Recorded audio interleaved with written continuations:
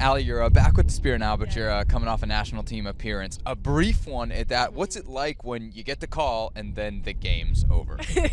Well, there's been so much talk about I brought the hurricane, I brought the storm as I'm getting on the field, and it's too much to handle. But all jokes aside, obviously it's an honor to, no matter how many minutes you get to play for your country. And so it was an honor just to get on the field, and I was excited for the 15 minutes and just to get out there and run around and see what I could do. So unfortunately it didn't work out, but we'll look forward to the next games and continue to play here and back here and hopefully get 90-minute game and on Friday and get back in the groove. Olympics coming up. It's such a small roster. 18 players only get to go to Brazil. So what's the competition like in camp? And then when you get a chance to play in a game and it's kind of taken away, that's got to hurt, right? Yeah, I mean, a little bit. I've been on the team for many years now, and there's ups and downs, but obviously we're all very, very competitive. We're all determined. We all want to play. I could honestly tell you there's no official starting lineup. There's so many players you could put out there. We have such depth, and I don't think our national team has ever been that way. And you have so many starters that that we have the first and second best team in the world, and playing against each other day in and day out just only makes us better. We put fire underneath of each other, and you can never get complacent, which I don't. So every day you're putting in the work, you're staying competitive, and obviously these games, coming back to our club team, having everyone get those 90-minute games is really healthy and positive for looking forward to make sure that everyone will be on the same page and fit going into the Olympics. You keep mentioning the 90 minutes here in NWSL, and I know Jill Ellis at the beginning of the year was NWSL games will matter when I make my roster for Rio.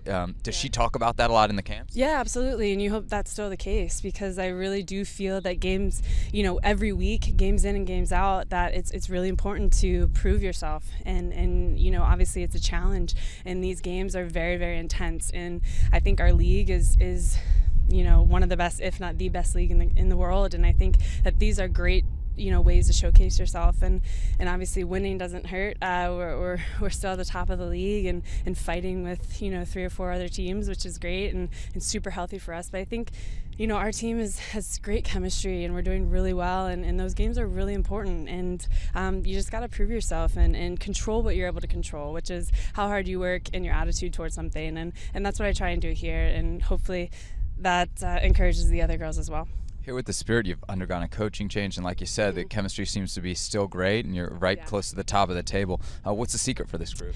Like I said before, the secret is just our chemistry. We respect each other. We really enjoy playing with each other. We love each other, and we have each other's back. And I think that a lot of teams, need that in order to be successful. And for us, it was kind of automatic. And sometimes you get lucky with that, and sometimes you don't. And I think this year we were very, very lucky with the mentality, the women that we have here who are willing to work hard and challenge every single one of us every day and put fire underneath of each other, and you have players here who want to get better, and they are working their butts off to do so, and we want to win. We have this winning mentality, and I think that is half the battle, and the chemistry is unbreakable, and we're very, very lucky. We all look at each other every day and we're so thankful and grateful for each other, because we're putting out great work on the field, and we're fighting together, and we support each other.